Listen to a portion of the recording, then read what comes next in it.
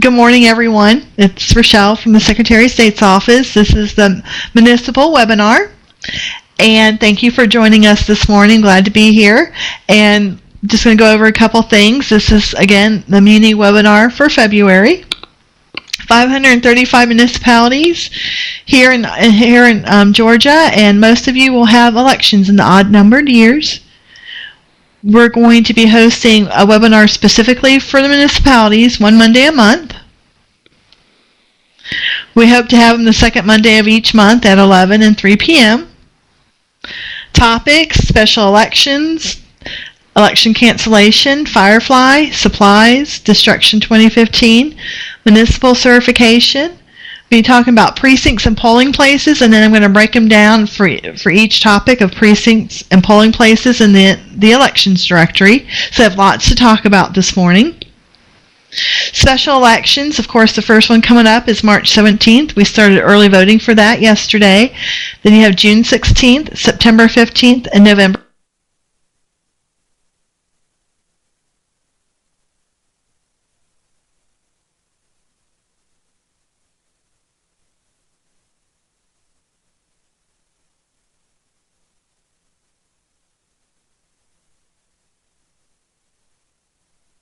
3rd.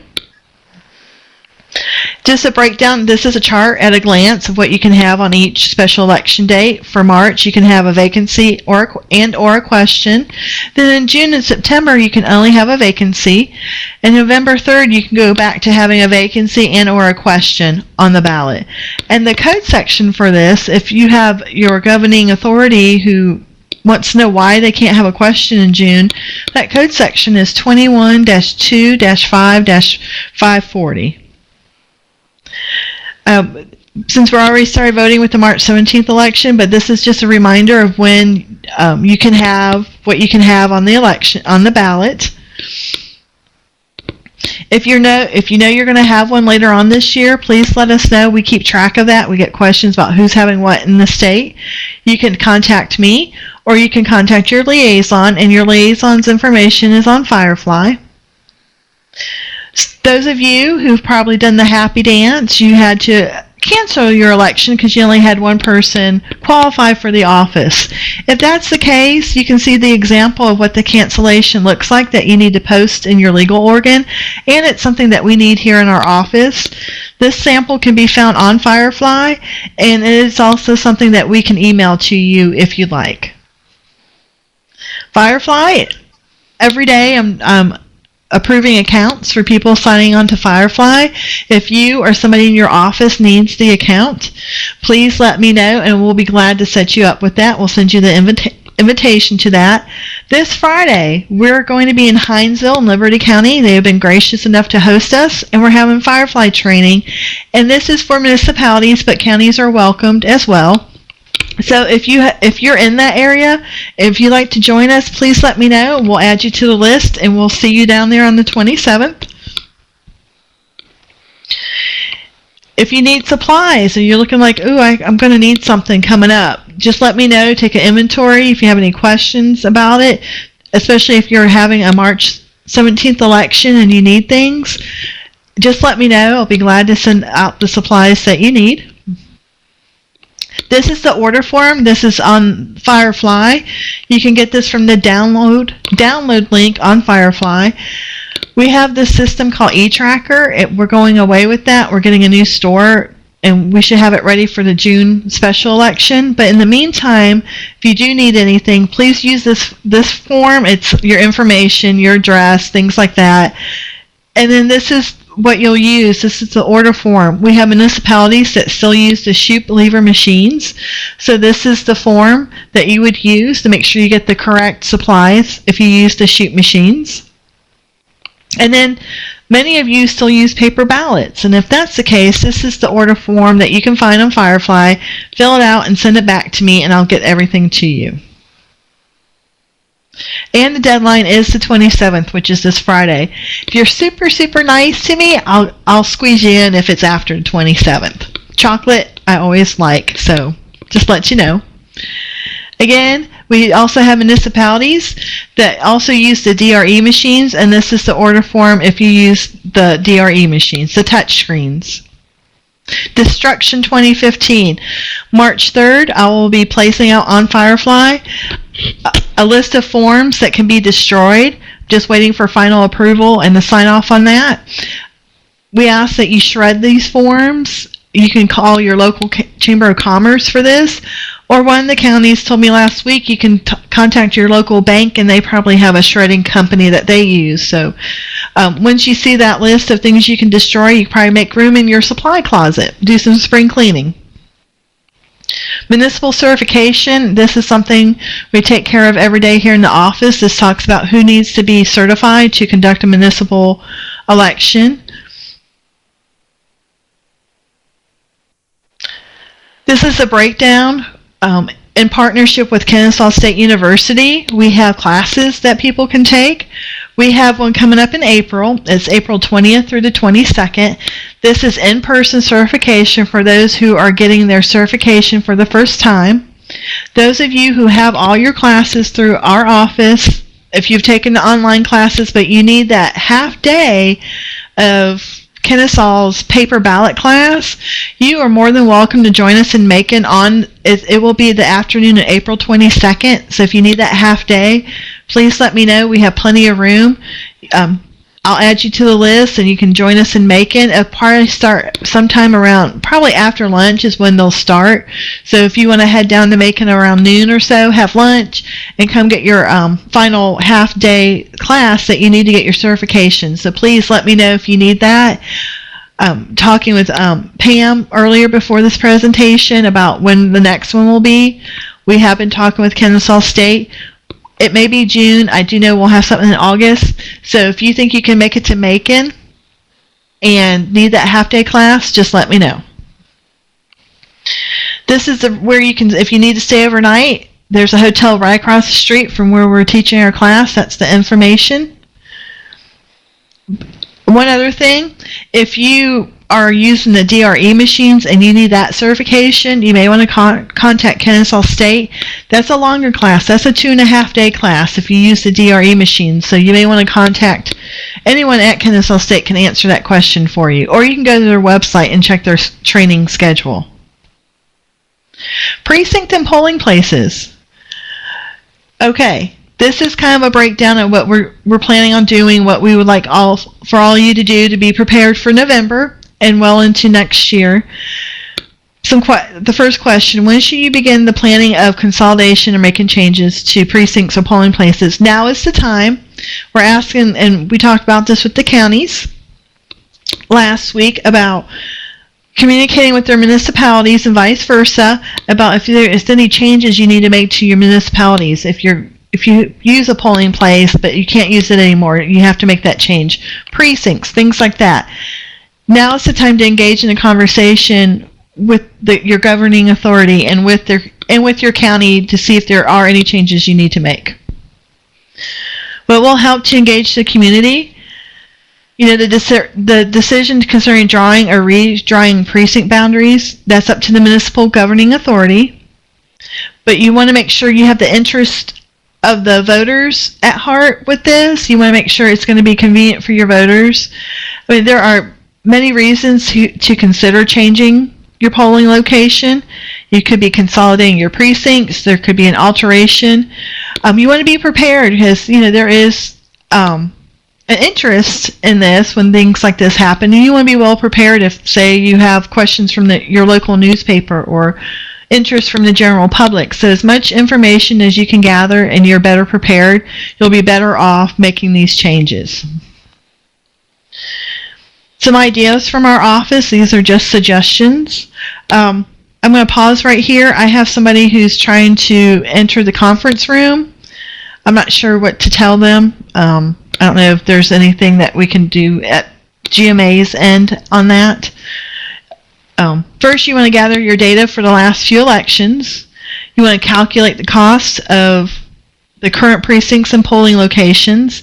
And then you want to look at the number of voting days and the number of voters that voted on each day of each election. This also will help you with your early, advance, and person voting. if you have more people voting early voting than you do on election day, you're going to see that. You're going to see, oh, well, maybe we don't need that particular polling place because those voters went and voted early. You want to make sure you create a map showing where everybody lives and showing the proposed polling locations. You want to make sure it's a detailed map. If you're in a more of a bigger city, you may want to put down the banks, grocery stores, and post office to show the location and everything. You just want to make sure your presentation is well thought out, and whenever you present it, you have those answers. There's nothing worse, and I've been through this in my job. You're going, I don't know. So you want to make sure you know, or at least you know where to find the answers. Are precincts and polling places synonymous? No. This is one thing since I've been here that when I first started, I had the worst time knowing the difference between a precinct and a polling place. So finally we got something that breaks it down. A precinct is a geographical area from which all electors vote at one polling place. A polling place is the room provided in each precinct for voting at a primary or election. So a polling place is an actual physical place. So I have that in my mind now, so when I explain it to people, I have this in front of me. What code refers to changes to precincts? If you pause here for a second. If you don't have that blue book, the new code book, and if you don't have the new SAB rule book, please let me know. Please send me an email. Be glad to get those books out to you. I've been shipping those out weekly to everybody. But this is a list of the code sections in the SAB rule about changes to precincts. Who may alter the bounds of any precinct in a county or municipality? The governing authority of a municipality may, as provided in that code section, alter the bounds of any precinct. When can precinct boundaries be altered? They shall not be altered on election day or during the period of 60 days prior to any general primary or election, or the period of 30 days prior to any special primary or election. So be mindful of that. We have several calendars around here, so it's always good to have that calendar so you can count, make sure you're not going over the 60 days and so forth. This talks about what needs to be filed with our office and with the reapportionment office. And you need a map reflecting the changes, copy of any communications to or from the Department of Justice. I'm going to talk about that in a second. Any pleadings initiating a court action, any copies of a court order affecting the precincts, and then anything that uses a restricted access residential community. I guess that's like a gated subdivision or something like that.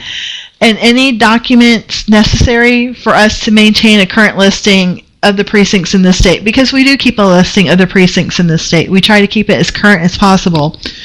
So if you take a look at number 2, it talks about any communications from DOJ. Well, guess what?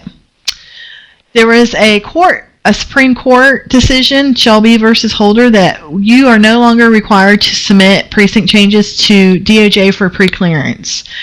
You can let your city attorney know that. They may still want to do so. If they do send something to DOJ, they're just going to get a letter back saying, hey, thanks for letting us know, but we don't need this anymore. Our office still needs it, and reapportionment still needs any information, but DOJ does not require it anymore. This is who other than the Secretary of State or in the reapportionment office must the county or municipal governing authority notify for any change in precinct boundaries. The Board of Registrars, a precinct card shall be issued to the elector reflecting such changes. So municipalities that are listening this morning, be sure that you're in communication with your county to be sure that the precinct cards have been mailed out. And the voters shall be notified of the change at least 30 days before the next primary or election. Your county registrar will be the ones to order the precinct cards, and you want to ensure that they've been mailed out. So that's going to be some communication on your part, letting them know, hey, we got changes, hey, you need to do precinct cards, and please let us know when those cards have been mailed out. Because if you don't know when they're mailed out, and then you get a voter going, why was this changed? No, how did you not know that I was getting this card? You know when they've been mailed out. Not to say people yell at you. I'm sure people never yell at anybody in the cities. Never. What must be published before precinct boundaries are altered? The superintendent shall not make any final order for the alteration of precincts until at least 10 days after the notice has been advertised in the legal organ of the county.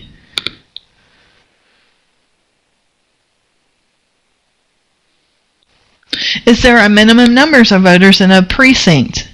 No new precinct shall be formed that shall contain less than 100 voters. Of course, the next question is there a maximum number? And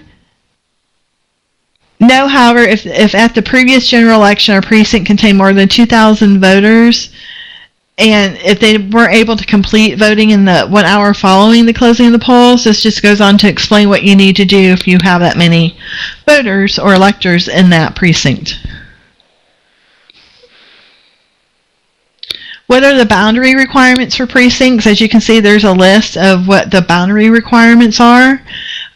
Real quickly, you got the boundaries of public parks, public school grounds, churches, residential communities, things like that. So if you're looking at changing your boundaries, be sure to look at this code section.